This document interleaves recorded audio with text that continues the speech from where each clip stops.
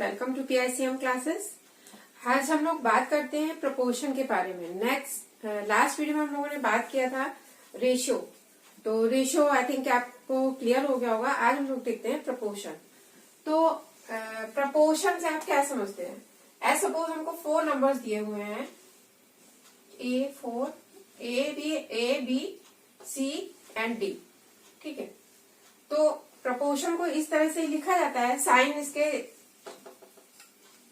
Ratio के लिए 2 dots लगते हैं और प्रपोर्शन के लिए 4 डॉट्स। ठीक, अब हम कैसे समझेंगे? प्रपोर्शन हमारा होता है, अगर प्रपोर्शन हमारा है कि proportion is an equation. Proportion हमारी एक इक्वेशन है जो स्टेट करती है कि 2 रेशियोज आर इक्वल, है ना।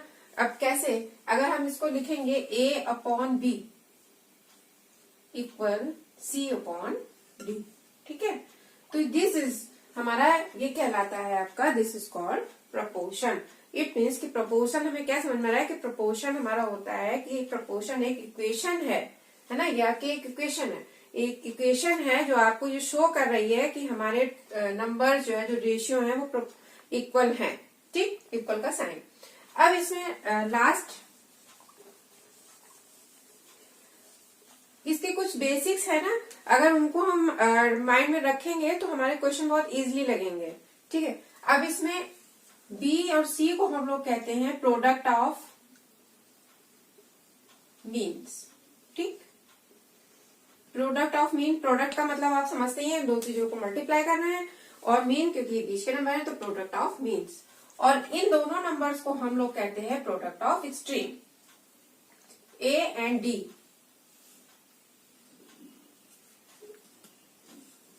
Product of extreme. ठीक, अब अगर प्रोडक्ट ऑफ एक्सट्रीम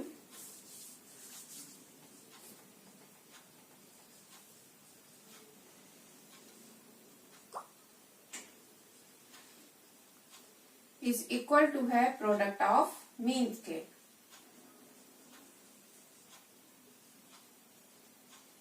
तो इस चीज को, अगर ये दोनों इक्वल है, प्रोडक्ट ऑफ एक्सट्रीम और प्रोडक्ट ऑफ मीन्स, तो इसको हम लोग कहेंगे कॉन्टिन्यूड प्रपोर्शन। ठीक है,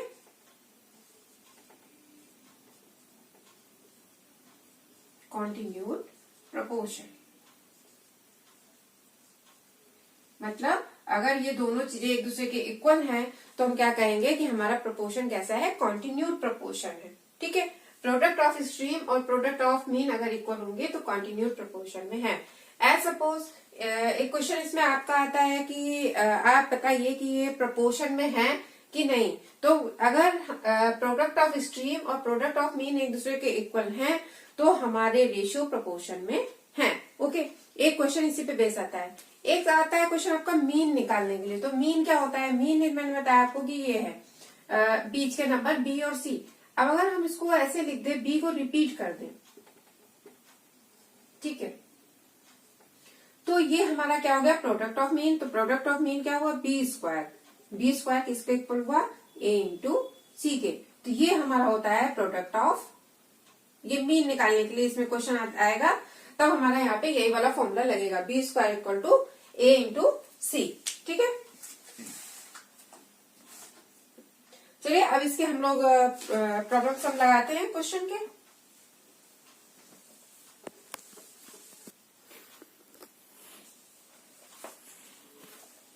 क्वेश्चन नंबर 1 है आपका कि check whether the following numbers are in proportion और नॉट। हमें चेक करना है कि ये नंबर प्रपोर्शन में है कि नहीं है। तो इनको कैसे चेक करेंगे? नंबर्स आपके दिए हुए हैं 14, 8, 42 एंड 24। तो अब ये 4 नंबर हैं, तो इनको हम रेशियो में लिखेंगे। तो 14 रेशियो 8 प्रपोर्शन 42 24। तो ये निकालना है कि प्रपोर्शन स्ट्रीम हमारा क्या हुआ?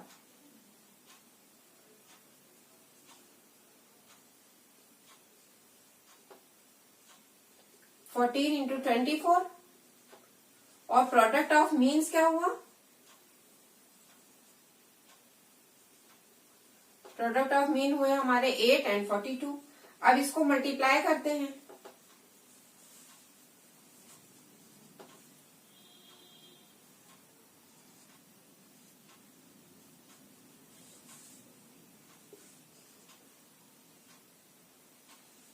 ये देखिए, अब ये दोनों नंबर एक दूसरे के इक्वल आए, प्रोडक्ट ऑफ स्ट्रीम और प्रोडक्ट ऑफ मीन, तो यानी कि यस इट इज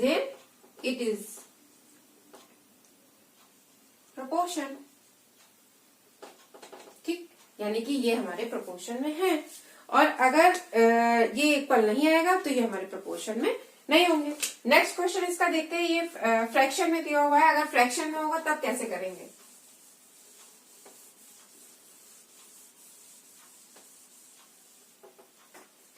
ये है 1/3, 1/11, 1/6 एंड 1/22। अब इनको हम लोग लिख लेंगे। कैसे लिखेंगे? प्रोडक्ट ऑफ एक्सट्रीम क्या है इसमें?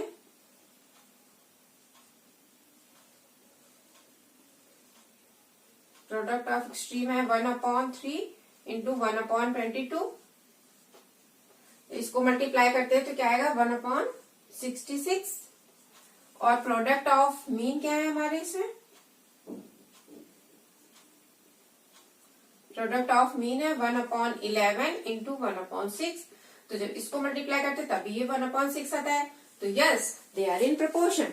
ठीक, ये क्वेश्चन क्लियर हुआ कि कब प्रोपोर्शन में होंगे। अब नेक्स्ट क्वेश्चन नंबर 2।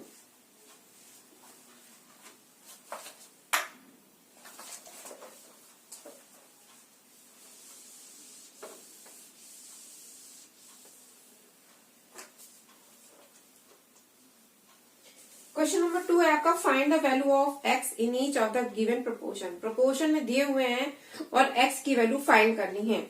तो ये दिया हुआ है क्वेश्चन आपका 65:x प्रोपोर्शन में है, इक्वल है 13:6।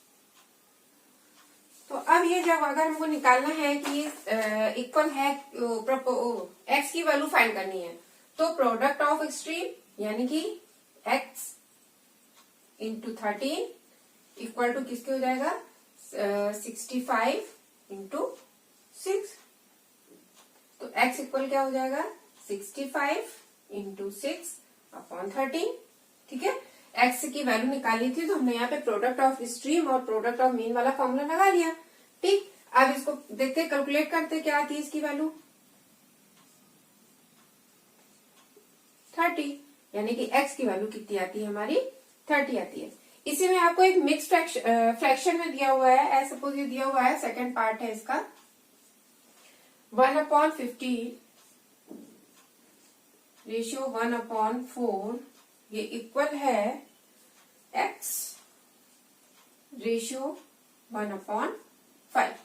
तो अब इसमें क्या होगा? 1/4 इंटू एक्स इंटू 1/15 इंटू 1/5। अब जब x की वैल्यू यहां से निकालनी है तो ये कैसे होगा? x हमारा क्रॉस मल्टीप्लाई हो जाएगा, ऊपर जाएगा। 4/15 इंटू 5, 4/75। ठीक, तो x की वैल्यू कितनी आ जाएगी हमारी? x की वैल्यू आ जाएगी यहाँ पे 4/75। ठीक, अब इसमें आपका है नेक्स्ट, बाकी पार्ट है इसमें 2 पार्ट और हैं, सेम इज इट इज ऐसे ही है। Question number 3।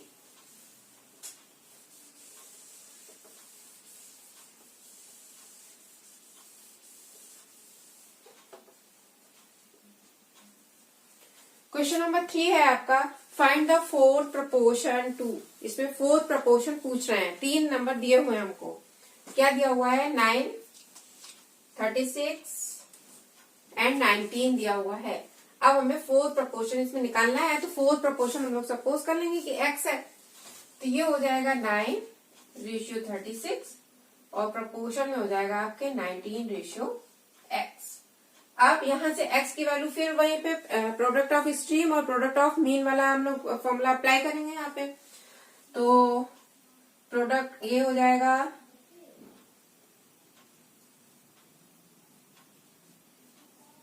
9 into x equal to 19 into 36। X equal हो जाएगा 19 इंटू 36 अपॉन 9। तो x की वैल्यू यहाँ पे क्या निकल के आएगी आपकी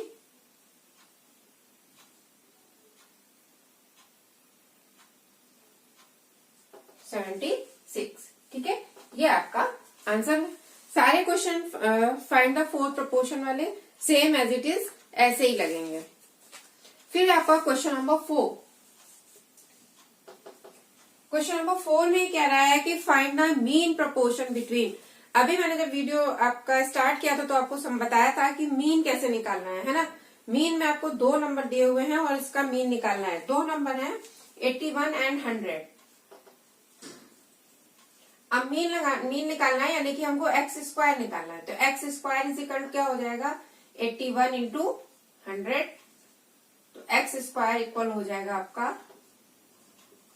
तो एक्स क्या हो जाएगा, अब जब यहां से रूट हटाएंगे तो रूट ये यहाँ पे लगेगा, स्क्वायर जब हटाएंगे तो ये हो जाएगा 81। किसका स्क्वायर है ये 19 का, 90 का है ना। 9 9 81 और 1 0। तो x इक्वल टू यानी कि हमारा मीन कितना आएगा, मीन हमारा यहाँ पे आएगा 9। ओके, सारे क्वेश्चन इसके फोर्थ सारे पार्ट ऐसे ही लगेंगे, सारे क्वेश्चन ऐसे ही है, मीन निकालने के लिए दिया हुआ है। फिर अब इसमें दिया हुआ है कि find the third proportional to. तो थर्ड प्रोपोर्शन निकालना है यानी कि इसमें हमको एक्स स्क्वायर 2 बार मानना पड़ेगा क्योंकि 2 नंबर दिए हुए हैं।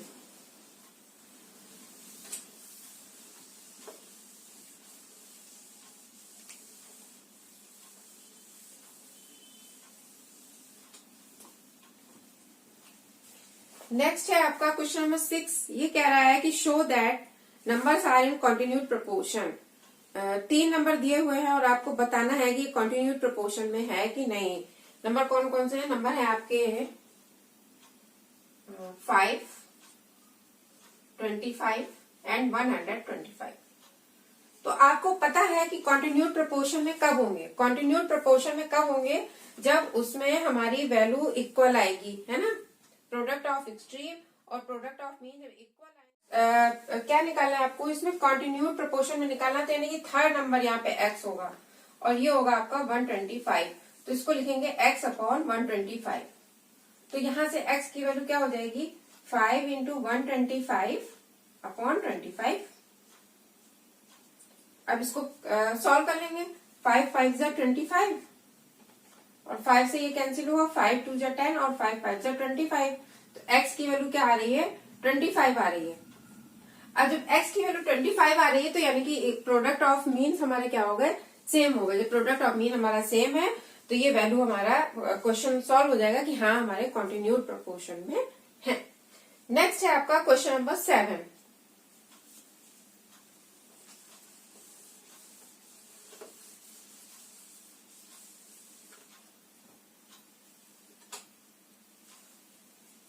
इस क्वेश्चन में आपका कह रहा है कि the number of pages in a book is increase from 360 to 540। Page आपके इंक्रीज हो रहे हैं 360 से 540 हो रहे हैं और प्राइस भी सेम रेशियो में इंक्रीज हो रहा है। अगर ओल्ड प्राइस था 270 तो न्यू प्राइस आपको निकालना है। तो इस क्वेश्चन में आपका कह रहा है कि the number of pages in a book is increase from 360 to 540। Page आपके इंक्रीज हो रहे हैं 360 से 540 हो रहे हैं और प्राइस भी सेम रेशियो में इंक्रीज हो रहा है। अगर ओल्ड प्राइस था 270 तो न्यू प्राइस आपको निकालना है। तो प्राइस में इंक्रीज कैसे हो रहा है, इंक्रीज हो रहा है 362 हो रहा है 540। तो इसको कैसे लिखेंगे 360 अपॉन 540 किसके इक्वल है। पहला वाला नंबर क्या था इसमें, ओल्ड प्राइस था 270 रुपीज, जिसे हमने सपोज किया कि x है। अब यहां से x की वैल्यू निकालेंगे तो x इक्वल क्या हो जाएगा क्रॉस मल्टीप्लाई, तो 540 270 अपॉन 360 कट कर लीजिए, 3 से कट जाएगा,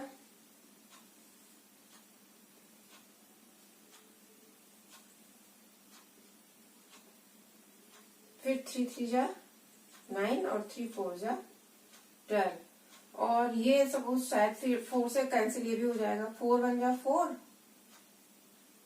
4 3 जा 12 और 4 5 जा 20, यानी ये आया 135 इंटू 3।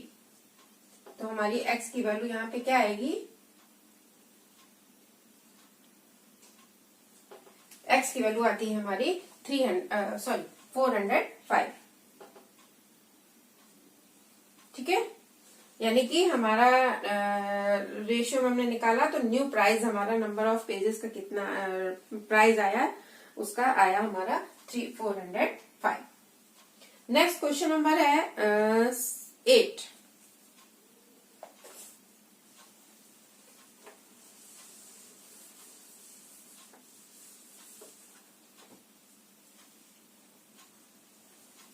क्वेश्चन नंबर 8 है आपका कि 2 friends bought a house for rupees 45 lakhs।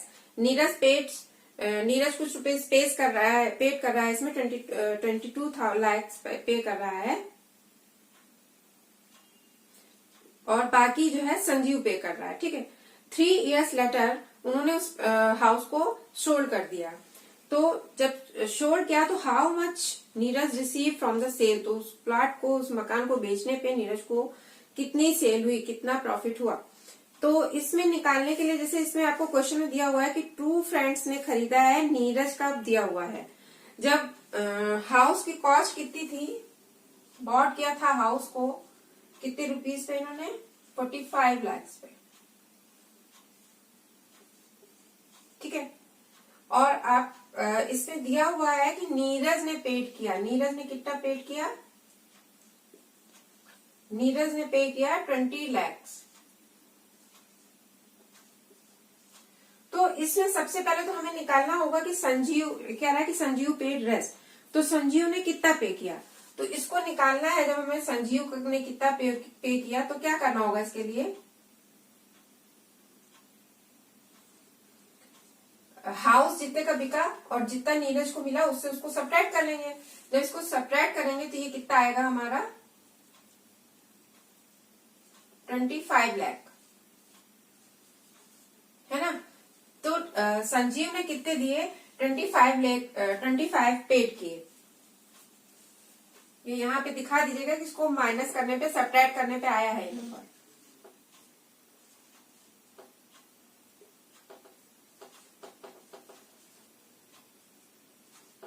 $25 lakh आते हैं, संजीव ने दिए। अच्छा, 3 साल के बाद अगर उसको सोल्ड किया, हमने बेच दिया इन लोगों ने, तो इन्होंने बेचा है हाउस को 63 लाख में। हाउस को सोल्ड किया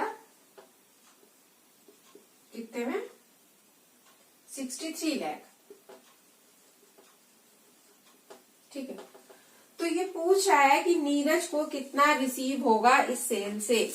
तो हम इस क्वेश्चन में क्या करेंगे, जब हमने सब्ट्रैक्ट कर लिया तो पहले हम लगा लेते हैं कि इसमें हाउस जब इन्होंने खरीदा था तो दोनों लोगों का कितना रेशियो था। ठीक है, तो इसमें नीरज का रेशियो कितना था, ये रेशियो में करने के लिए नीरज का रेशियो हो गया और अपॉन संजीव का रेशियो, है ना। तो 0 से सारे 0 कैंसिल हो गए और ये हो गया 5 4 जा 20, 5 5 जा 25। यानी कि जब उन्होंने 4:5 था, जब हाउस को क्या किया था, इन्होंने बॉट किया था। जब हाउस इन्होंने खरीदा तो 4:5 का रेशियो था दोनों का, संजीव और नीरज का। और जब इन्होंने हाउस को सेल किया तो अब हमें कैसे निकालना है, जो रेशियो में, रेशियो चैप्टर जब लास्ट आपको पढ़ाया था तो उसमें बताया था, अगर किसी भी चीज को डिवाइड करना है तो क्या करना है, दो लोगों में इन दोनों को प्लस करना है, यानी कि 4 + 5 दोनों के रेशियो को कितना आता है 9। हमें किसका निकालना है, हमको निकालना है नीरज का। तो नीरज ने कितना रिसीव किया, तो नीरज था हमारा फर्स्ट वाला, यानी कि 4/9 इंटू कितने की सेल हुई, 63 लाख की।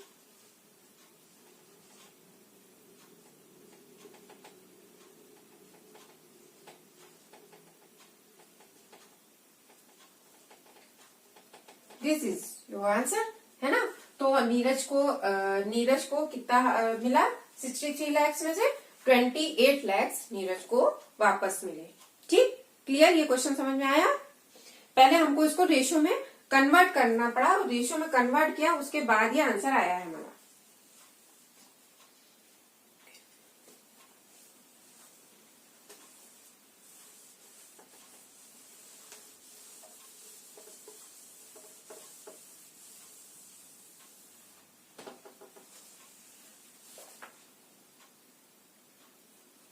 ठीक है, 9 क्वेश्चन भी सेम एज इट इज ऐसे ही है आपका, इसी तरह से लग जाएगा। लास्ट क्वेश्चन है आपका क्वेश्चन नंबर 10। क्वेश्चन नंबर 10 में थोड़ा सा चेंज हुआ है। जैसे ये कह रहा है कि 12 people can clean and house building in 3 hours, यानी कि 12 पीपल कितने दिन में हाउस को क्लीन करते हैं? हाउस को क्लीन करते हैं 3 आवर्स में। ठीक है,